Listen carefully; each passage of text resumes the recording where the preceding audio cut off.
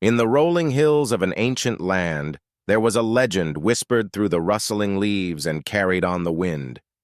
This was the tale of Echo, the legendary black horse, whose speed and elusiveness had earned it a place in myth and folklore. Echo was no ordinary horse. Its coat was as dark as a moonless night, its mane a cascade of shadows that seemed to flow with an otherworldly grace. The horse roamed the vast, untamed wilds, a specter of pure power and freedom. Those who had glimpsed Echo spoke of its speed as if it were the embodiment of the wind itself.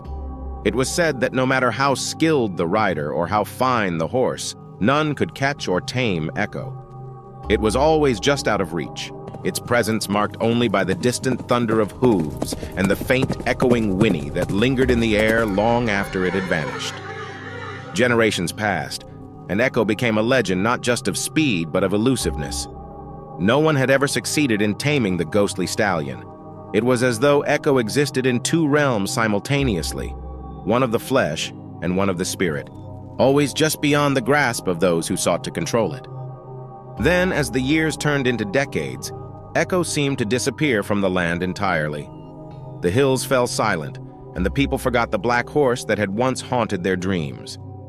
However, the spirit of Echo did not fade away completely. It lingered, shifting through the veil between worlds. In the late 1990s, a new story began to take shape. On the outskirts of a small, bustling town, a 1997 GT Mustang roared to life. This car was unlike any other. Its sleek, dark exterior seemed to capture the essence of Echo's shadowy form. When the engine roared, it was as if the very spirit of Echo had taken on a new form, a form of modern steel and perfection. The Mustang's arrival was marked by whispers of its own. It was fast, almost unnaturally so, and had a presence that commanded both awe and fear. Many tried to harness its power, but the car remained as elusive and untamable as Echo had been. It seemed that the spirit of the legendary horse had been reborn in this automobile, and it carried with it the same wild energy and indomitable will.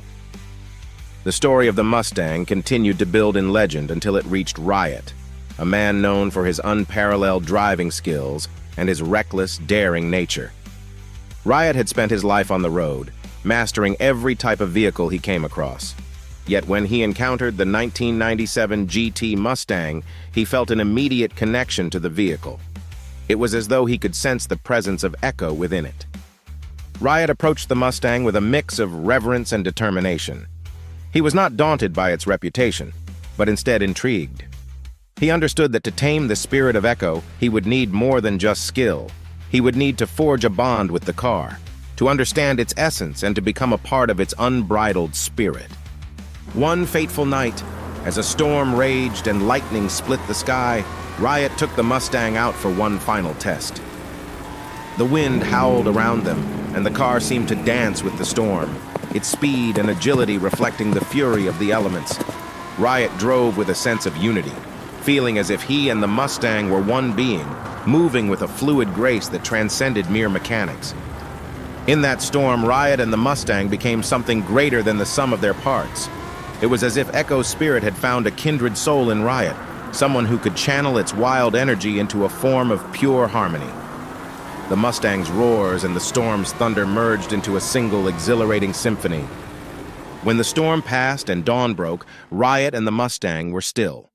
The car's engine was quiet, but its spirit had found peace. Riot had not only tamed the car, but had also become the true heir to Echo's legend.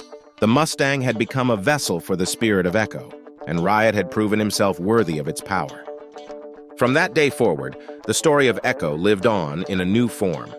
The 1997 GT Mustang, driven by Riot, became a symbol of the legend's rebirth. And though the black horse was no longer seen galloping through the hills, its spirit was forever embodied in the roar of an engine and the thrill of the open road.